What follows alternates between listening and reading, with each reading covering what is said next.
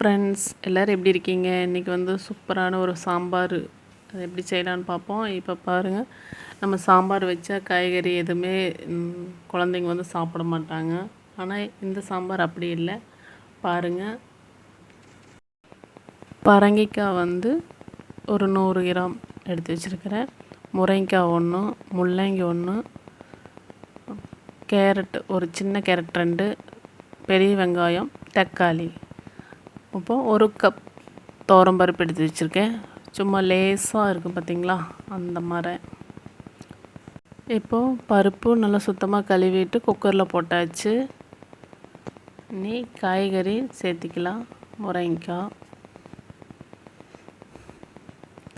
முள்ளங்கி, கேரட்,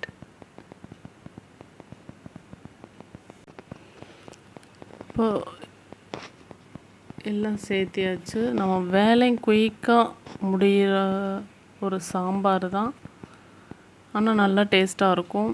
இப்போது ஒரு 3 கப்பு நம்ம வாட்ரு ஆட் பண்ணிக்கலாம். நம்ம இட்லி, தோசை, வெண்பொங்கல் இதுக்கெல்லாம் ரொம்ப டேஸ்ட்டாக இருக்கும். நம்ம ஒரு துண்டு பெருங்காயம் அதுவும் சேர்த்திக்கலாம். இப்போது அடைச்சி வச்சிடலாம். 2 விசில் வந்துருச்சு. நல்லா விசில் போன வரவு ஒரு கரண்டியை வச்சு அப்படியே கலக்கி விட்டாங்கன்னா அந்த பருப்பு, அந்த காய்கறி அதில் பாதி பாதி நல்லா கலந்து விட்டுட்டா இந்த லெவலுக்கு வந்துடும். பார்த்தீங்களா, நல்ல மணமாக இருக்கும், நல்லா டேஸ்ட்டாக இருக்கும். இப்போ தாளிச்சிடலாம். ஒரு 3 ஸ்பூன் மட்டும் ஆயில் விட்டுக்கிறேன். கொஞ்சமாக கடுகு போட்டுக்கலாம். கடுகு வெடிச்சோடனே நம்ம காஞ்ச மிளகாய் ஒரு 2, கொஞ்சமாக பெரிய வெங்காயம், கருவேப்பில், கொஞ்சமாக உப்பு, கொஞ்சமாக காயம் அதை சேர்த்து நல்லா வதக்கி விட்டுக்கலாம். மஞ்சள் தூள், அந்த தக்காளி கட் பண்ணி வச்சுருந்தோம் பார்த்திங்களா, அந்த தக்காளி நல்லா நசுக்கி விட்டு சேர்த்துட்டா ஈஸியாக கொஞ்சம் சீக்கிரமாக குக்கிங் ஆயிரும் தக்காளி எல்லாம். இப்போ நம்ம சாம்பாரில் உப்பு போடல, தேவையான அளவுக்கு உப்பு போட்டு கலந்து விட்டுடலாம். இப்போ இது நல்லா வதக்கி விட்டுடலாம்.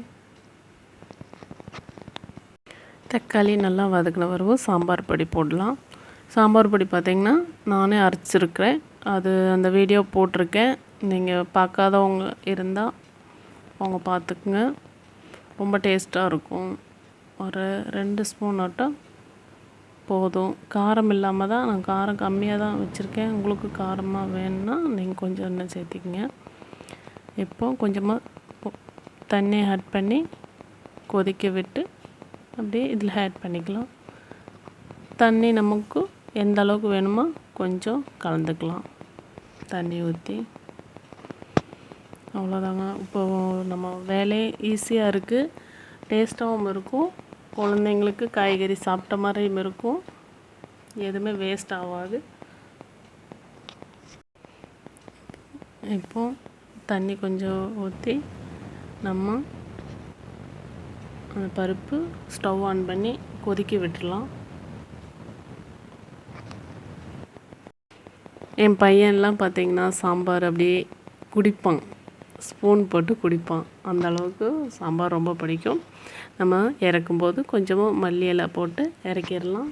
பிடிச்சிருந்தா லைக் பண்ணுங்கள், ஷேர் பண்ணுங்கள், சப்ஸ்கிரைப் பண்ணுங்கள். Okay friend.